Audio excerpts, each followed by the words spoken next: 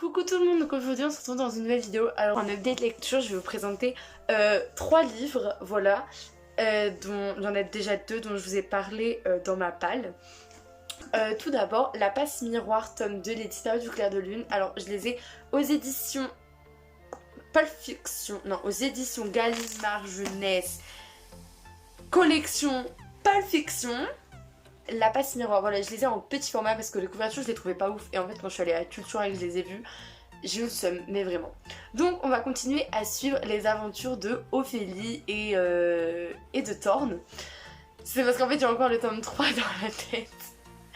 Du coup bon, faut pas que je vous spoil le tome 3. Donc c'est l'histoire de Ophélie et de Thorne, donc ils continuent leurs aventures au pôle.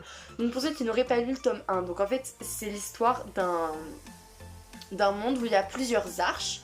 Il y en a.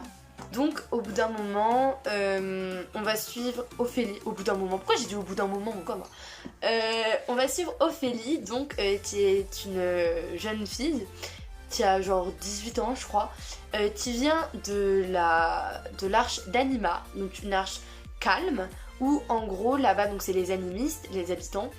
Leur spécialité c'est qu'en gros ils peuvent, enfin genre les objets ressentent leurs émotions, genre ta maison elle peut se mettre à bouger parce que ta mère elle est en colère par exemple. Et donc Ophélie, donc elle a ce don d'animiste, mais elle a également un autre don, enfin même 2 autres dons. Elle est passe-miroir, donc ce qui est très rare, bah, elle peut passer à travers les miroirs, seulement à travers genre les miroirs qu'elle a déjà vu une fois, genre elle peut pas se dire tiens je vais atterrir chez mon voisin si elle a jamais vu le miroir de son voisin, elle peut pas. Et elle peut également lire dans le passé des objets, ce qui est aussi très très rare.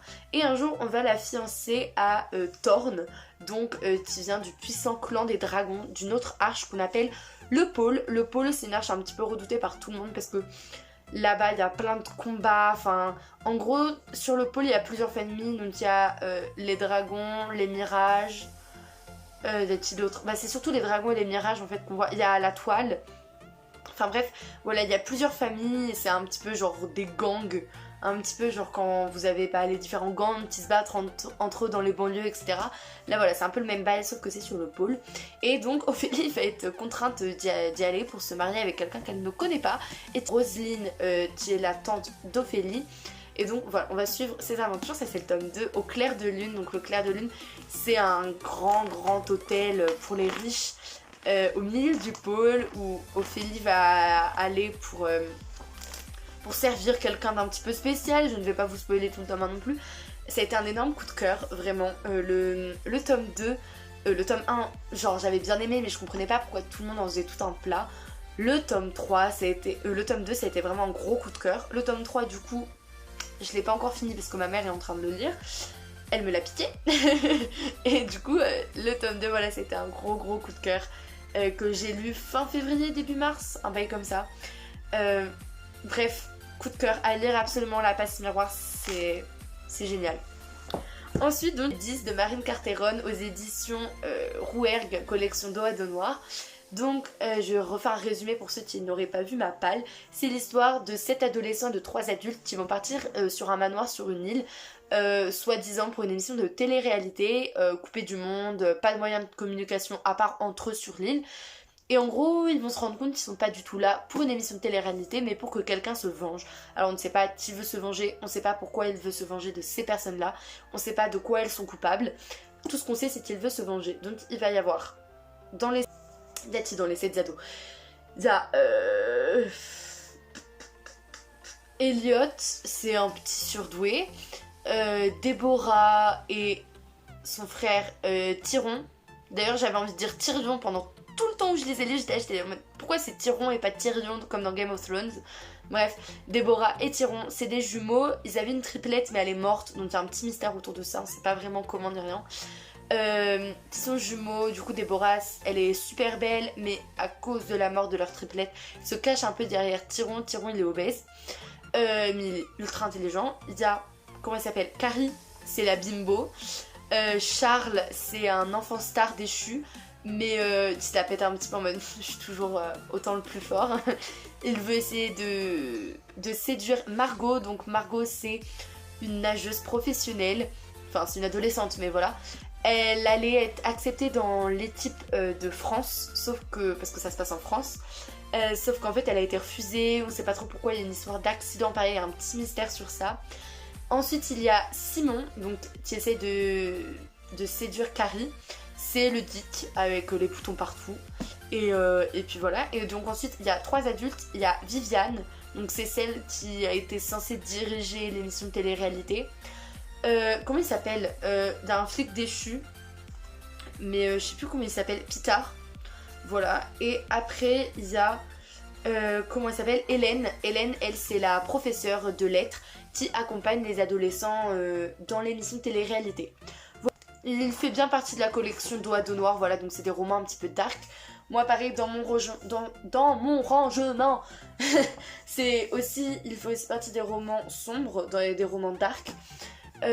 Ça a été une très bonne lecture, c'était pas un coup de cœur, c'était une très bonne lecture. Plusieurs choses étaient prévisibles, c'est notamment pour ça qu'il a frôlé le coup de cœur mais qu'il ne l'a pas atteint. J'aime toujours autant le style et la plume de Marine Carteron, vraiment genre mon love cette autrice. Donc voilà, 10. La fin, vraiment, je pensais m'y attendre et ça aurait été une déception si j'avais eu raison sur la fin. Et t'arrives à la fin, t'es en mode, ouais, c'est évident, c'est ça quoi. Et en fait, t'as une partie raison, je pense, vraiment, c'est assez prévisible. Il y a une partie de la réponse qui est prévisible, t'es en mode, c'est sûr, c'est par rapport à ça. Et après, tu découvres l'autre partie de la réponse et t'es en mode, ah ouf, ah j'étais loin d'imaginer ça par contre. C'est vraiment tordu la fin, mais ça marche totalement. Et voilà, il n'y a pas d'incohérence, il n'y a pas de moment de mou. Il n'y a pas de moment où on se perd parce qu'il y a quand même l'intrigue de la triplette, il y a l'intrigue de l'accident par rapport à Margot, enfin... Il y a l'intrigue de Viviane aussi, il y a eu une histoire parce que Viviane avant elle était infirmière dans le collège d'où viennent les adolescents, enfin... Il y a plein d'intrigues sur chaque personnage et on se perd pas dans les intrigues, c'est très bien mené. Bravo Marine, je t'aime. Voilà, c'est tout ce que j'ai. Et donc ensuite, ici il y a le labyrinthe de James Dashner dans les éditions PKJ. Donc faut savoir que le labyrinthe, je l'ai déjà lu plusieurs fois. C'est toujours autant un coup de cœur, vraiment.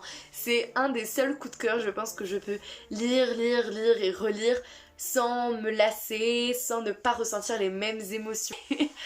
Donc le labyrinthe, c'est l'histoire de Thomas qui reprend connaissance dans un ascenseur, en fait, dans une boîte. Plus précisément, il n'a plus de mémoire, il ne se rappelle même plus de son prénom, même s'il va s'en rappeler genre une journée après. Et il va atterrir dans une espèce de grande clairière où vivent plusieurs adolescents, tous des garçons, que les garçons de cette clairière appellent le bloc. Autour du bloc, il y a 4 murs avec une faille dans chaque mur, qui est une porte qui donne accès sur un labyrinthe en fait. Dans ce labyrinthe, il y a des griffeurs, ce sont des méchantes bébêtes qui tuent des gens. Et après, il y a également le problème que les murs bougent toutes les nuits. C'est pour ça qu'il y a beaucoup de garçons. Tous les mois, il y a un nouveau qui arrive dans le bloc. Et c'est pour ça qu'il y en a autant que... parce qu'en fait, ils n'arrivent pas à s'échapper parce que les murs bougent toutes les nuits. Donc, dans le bloc, il y a plusieurs factions un petit peu. Il y a les bâtisseurs, c'est un peu des gros gaillards. Les torcheurs, c'est ceux qui n'ont pas été acceptés par les autres et qui nettoient les toilettes. Les sarcleurs, c'est ceux qui s'occupent du jardinage. Et les coureurs, c'est ceux qui s'occupent d'aller dans le labyrinthe et essayer de trouver une porte de sortie. Certains, donc les plus vieux, ça fait 3 ans qu'ils sont là. Les plus vieux, c'est Minot, Albi et Newt. Minot, c'est le chef des coureurs. Albi, c'est le chef, tout court. Et Newt, c'est le sous-chef. Et donc là, voilà, Thomas va arriver. Et en fait, il va se passer plein de trucs bizarres qui vont arriver. Dès que Thomas va arriver, vraiment, il va y avoir plein de trucs chelous qui vont se mettre à se passer. Donc forcément, tout revient sur la gueule de Thomas. Tout, vraiment. Et donc on va suivre ces jeunes qui essayent tant bien que mal de s'extirper de ce labyrinthe. Il y a eu un film.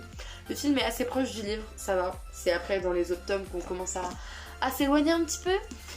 Voilà, c'était un énorme coup de cœur. James Dashner, je l'aime toujours autant. J'ai lu son autre trilogie qui s'appelle Le Jeu du Maître. Bah voilà, j'aime fort cette trilogie, cette quintologie maintenant parce que 2 préquels sont sortis. Voilà tout le monde, c'est la fin de cette vidéo, j'espère qu'elle vous aura plu. Je pense voilà, des petits lectures comme ça, ce sera un petit peu ça tout le temps. Et donc voilà, j'espère que ça vous a plu, n'hésitez pas à me mettre vos lectures, vous, récentes dans les commentaires. Peut-être que vous allez me faire découvrir des livres, je ne sais pas, et je vous fais d'énormes bisous.